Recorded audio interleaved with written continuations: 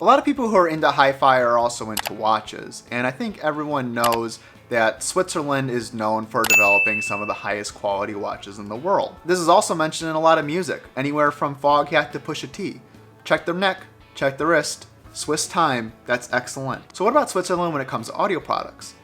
Well, there's Piega. I've been really interested in listening to a Piega speaker. In the United States, it doesn't seem like there's a lot of Piega dealers out there. Luckily for me, Music Direct in Chicago is now the distributor for Piega in the US. And Tim Schroeder, who runs Schroeder Amplification in Highland Park, Illinois, is now a Piega dealer. So a couple weeks ago, Tim hit me up and said, hey, do you want to come listen to the Coax 311? I've got one in my shop. So last week, I went to visit Schroeder Amplification. I listened to the Piega Coax 311 for about 2 hours. So I'm going to give you some initial impressions of the Piega Coax 311.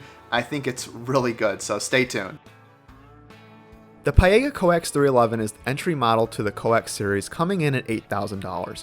It used to be $10,000, but when they switched to Music Direct as a distributor, they were able to reduce the entire Coax line by 20%. It's rare to not see a price increase in the world of hi-fi these days, but to see a 20% cut? Kudos to Piega and Music Direct.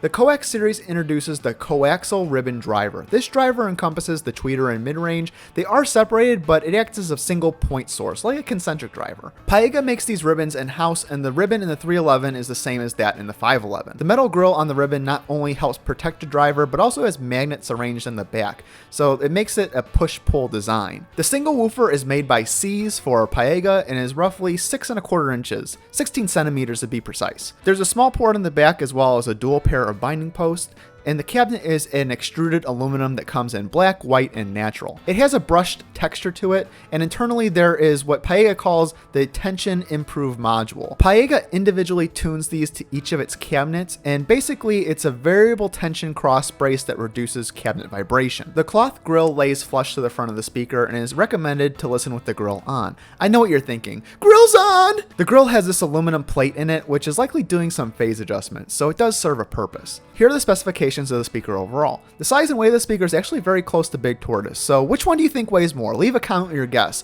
We'll get back to that at the end.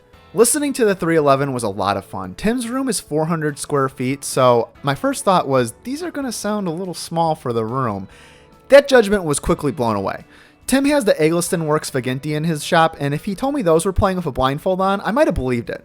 The soundstage and scale of these seem impossible. There's height and depth beyond what you see in front of you, and these had absolutely no problem filling all 400 square feet of Tim's room. The bass is brilliant. Tim is also an accomplished mastering engineer, which is really helpful because when I sit there and just think some caveman words like, bass good, unga bunga, Tim is able to articulate that to the attack and decay is extremely satisfying. I agree. Where the ribbon takes over in the mid-range and treble, that also just adds to the tremendous stage of the speaker. Vocals are more focused, which I particularly like, but instruments dance around the room. If there was one critique here, I would say there were times where the snare drum sounded really far back in the room, but a ride cymbal would sound right around the area of the speaker.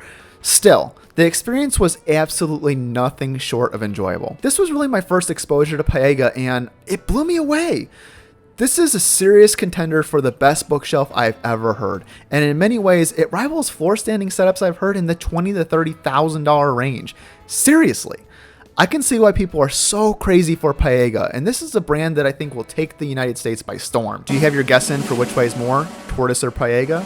Well, the Piega beats Tortoise by 6 pounds. But ask me again next year, it'll probably be the Tortoise. That's going to do it for me. I hope you enjoyed this video. Big shout out to Schroeder Amplification once again. Tim's a great resource. He knows a lot about music. He's been in the music industry, so it shows in how he displays and presents hi-fi as well. Let me know what you thought in the comments. Have you heard of Piega speaker before? What's your opinion of Piega? I know they're much bigger in Europe, but in the US, I think they're totally slept on. Again, if you liked the video, make sure you hit that thumbs up. Make sure you hit the subscribe. Really helps me out. Check the links below in the description for other ways to help support the channel, and I'll see you in the next one.